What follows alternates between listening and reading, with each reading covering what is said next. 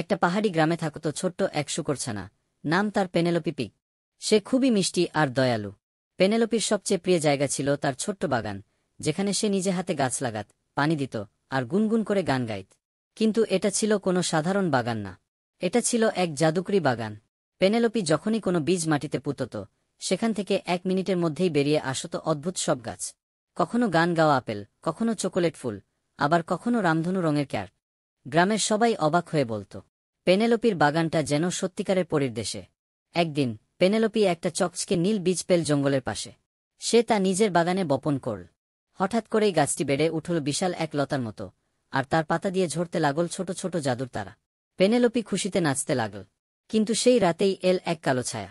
তার নাম ছিল গ্রিমো। সে বলল, এই বাগানের জাদু আমার চাই। পেনেলোপি ভয় পেলেও হাল ছাড়ল না। সে বলল, এই বাগানের জাদু ভালোবাসা দিয়ে তৈরি। এটা তুমি জোর করে নিতে পারবে না। তারপর সে গাইতে শুরু করল এক মিষ্টি গান। সাথে সাথে ফুলগুলো আলোকিত হয়ে উঠল, গাছগুলো নাচতে লাগল, আর পুরো বাগান যেন আলো ঝলমল করে উঠল। গ্রিমো চোখ ঢেকে চিৎকার করতে করতে মিলিয়ে গেল অন্ধকারে। সকালে গ্রামের সবাই এসে বলল, পেনেলোপি, তুমিই আমাদের বাগানের রক্ষাকর্তা। পেনেলোপি হাসল আর বলল, ভালোবাসা আর আনন্দ, এই দুটোতেই লুকিয়ে আছে আসল জাদু। তারপর থেকে পেনেলোপির বাগান হয়ে উঠল গ্রামের সবার আনন্দের জায়গা। আর পেনেলোপি, সে প্রতিদিন নতুন কিছু লাগাত আর ছড়িয়ে দিত ভালোবাসা আর রঙিন স্বপ্ন।